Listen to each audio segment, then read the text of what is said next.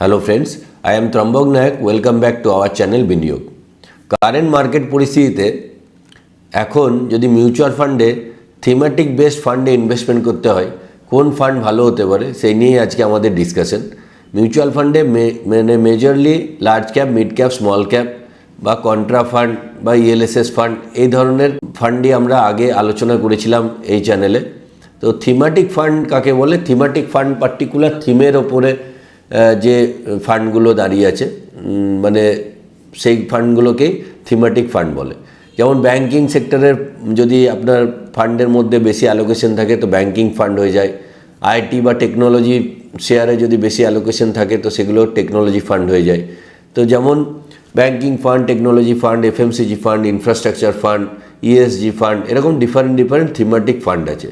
তো current market পরিস্থিতিতে যেখানে নিফটি আর সেন্সেক্স অল টাইম হাইয়ের কাছাকাছি ঘোরাঘুরি করছে, কিন্তু মেজর যদি আপনি ওভারঅল মার্কেট দেখেন, মিড ক্যাপ, স্মল ক্যাপ, অনেক স্টক মানে অনেক কোম্পানি কিন্তু লাইফ টাইম হাই থেকে অনেক ডাউনে আছে। তো এটা একটা মানে পেসিমিস্টিক এমন সিচুয়েশন হয়ে থাকে যে সাধারণ মানুষেরা ভাবে যে মার্কেট তো অল টাইম হাই, কিন্তু সেইভাবে কেন রিটার্ন আসছে না, একটু ছটপটানি ধরে যায়। তো এটাই বড় প্লেয়াররা যারা আছে মার্কেটকে চালায়, তাদের এগুলো অনেকটা ট্রিক্সের মধ্যেই পড়ে।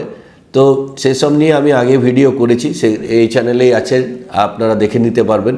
তো আজকে যে টপিকটা নিয়ে আলোচনা করব যে কারেন্ট মার্কেট পরিস্থিতিতে যে কোন থিমেটিক ফান্ডে ইনভেস্টমেন্ট করলে আমাদের ভালো রিটার্ন আসতে পারে। তো আমি যেটা প্রথমে বললাম যে ব্যাংকিং ফান্ড বা বিভিন্ন যেগুলো থিমেটিক ফান্ড আছে, তো আমরা যদি সেক্টর ধরে আলোচনা করি, দেখুন ব্যাংকিং ফান্ডে লাস্ট 1 ইয়ারে কিন্তু ভালো রিটার্ন আসছে। তো আমি এই চ্যানেলে অনেকবার আগে, 1 বছর আগে ব্যাংকিং ফান্ড নিয়ে কথা বলেছিলাম, তখন আমি ইনভেস্টমেন্ট করতে বলেছিলাম। তো সেখান থেকে যদি কেউ ইনভেস্টমেন্ট করে থাকে তো ব্যাংকিং ফান্ডে একটা ভালো রিটার্ন এসছে, এবং ব্যাংকিং ফান্ডে আগামী দিনেও 3-4 মাস 5 মাস ভালো রিটার্ন থাকবে। তো এখন যদি আপনাদের আমি স্ক্রিনে নিয়ে যাই, তাহলে দেখুন এখানে ব্যাংকিং ফান্ড দেখুন লাস্ট 1 ইয়ারে অ্যাভারেজ রিটার্ন দিচ্ছে 14.61%, ম্যাক্সিমাম রিটার্ন যে ফান্ডে দিয়েছে 18.95। এফএমসিজি ফান্ডে রিটার্ন আছে, অ্যাভারেজ রিটার্ন আছে 0.89। ফার্মা ফান্ডে রিটার্ন আছে 0.46, অ্যাভারেজ রিটার্নের কথা বলছি। টেকনোলজি ফান্ডে রিটার্ন আছে -3.69, আর থিমেটিক ইনফ্রাস্ট্রাকচার ফান্ডের রিটার্ন আছে -1.24%। তো আমি প্রথমেই বলে রাখি যে এই চ্যানেলে আমি কোনো রেকমেন্ডেশন করি না। এই চ্যানেলে আপনাদের কাছে আমি আসতে থাকি এই কারণেই যে আপনাদের শেখাবার উদ্দেশ্যে, এটা পিওরলি এডুকেশনাল পারপাসই আমি করে থাকি। তো এন্ড অফ দ্য ডেতে আপনার প্রফিট, আপনার লস, আমি শুধু আপনাদের শেখাতে থাকবো, আপনারা শিখতে থাকুন। তো এখানে যেটা আমার মনে হয় যে এখানে দেখুন ব্যাংকিং ফান্ডে যেভাবে রিটার্ন এসছে, সেক্ষেত্রে যদি আপনার ব্যাংকিং ফান্ডে ইনভেস্টমেন্ট থাকে, সেক্ষেত্রে কিছু টাকা যদি প্রফিট এসছে তো সেই টাকা প্রফিটটা নিয়ে টেকনোলজি ফান্ডে আপনি কিন্তু এখানে ঢোকার একটা মানে ভালো জায়গা আমি দেখতে পাচ্ছি। যে টেকনোলজি ফান্ড দেখুন 3.69% ডাউন আছে। এবার যদি আমরা টেকনোলজি ফান্ড ইন্ডাস্ট্রিতে কী কী অ্যাভেলেবেল আছে যদি দেখি, মেজরলি দেখুন tata digital fund, Franklin India technology fund, Bandhan Nifty IT index fund, Aditya Birla Sun Life digital India fund, HDFC technology fund regular. তো এর মধ্যে সবথেকে লাস্ট 1 ইয়ারে টাটা ডিজিটাল ফান্ড 13.29% পড়েছে। অন্যান্য ফান্ডও দেখুন বন্ধন নিফটি ইন্ডেক্স ফান্ড 15.33 পড়েছে, আদিত্য বিড়লা 8%, 8.5% মতো দুটোই পড়েছে, এইচডিএফসি আর আদিত্য বিড়লা, আর ফ্র্যাঙ্কলিন ইন্ডিয়া পড়েছে 3.93%।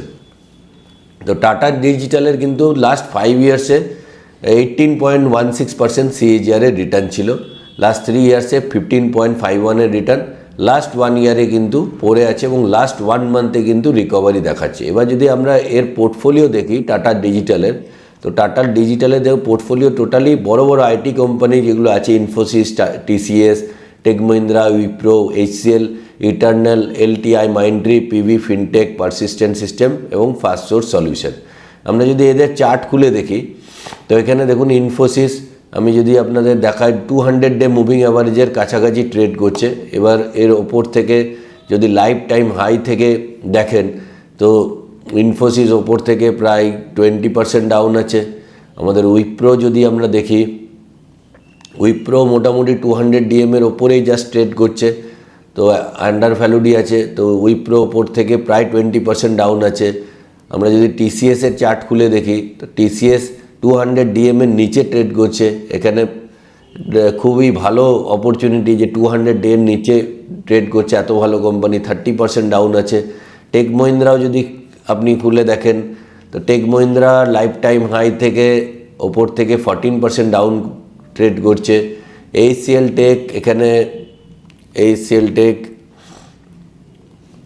দেখি ওপর থেকে কত পার্সেন্ট ডাউনে আছে। এইচসিএল টেক ওপর থেকে 18% ডাউনে আছে।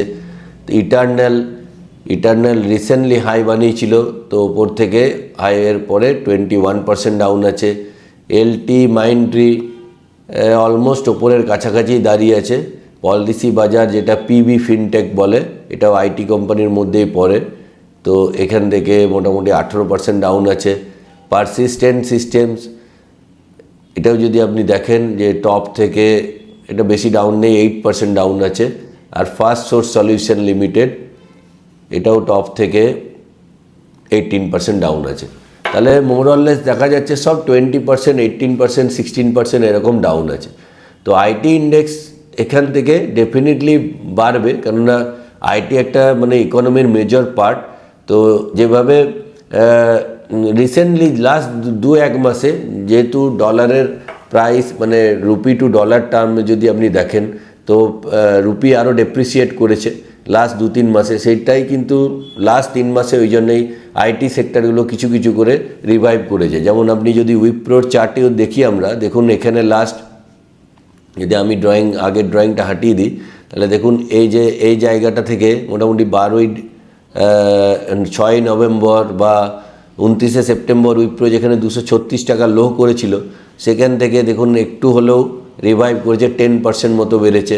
টিসিএসও যদি আপনি দেখেন, দেখুন নিচে থেকে যেখান থেকে ট্রেড করছে এখন ওপরে প্রায় 11% মতো বেড়েছে।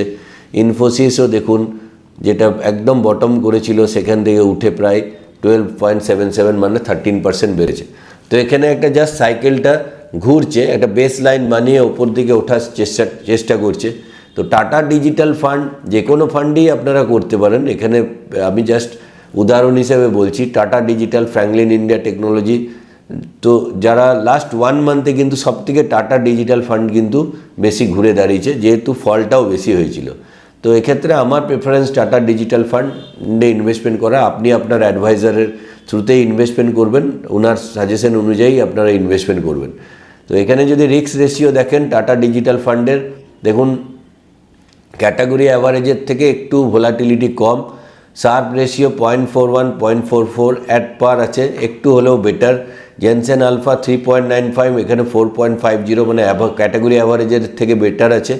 আর বিটা যেটা আছে 0.90, এখানে ক্যাটাগরি অ্যাভারেজের, এখানে 0.88 মানে কম ভোলাটিলিটি, মানে ড্র ডাউন ওর মধ্যে কম হবে, মানে বেঞ্চমার্কের থেকে কম ড্র ডাউন হবে। এবং টেনার রেশিও যথেষ্ট মানে পিআর কম্পারিজনের থেকে বেটার, 8.55 থেকে 8.64। তো দেখেই বোঝা যাচ্ছে, দেখুন জেনসেন আলফা, টেনার রেশিও আর শার্প রেশিও এই তিনটেই কিন্তু পিআর কম্পারিজনের থেকে হাই আছে।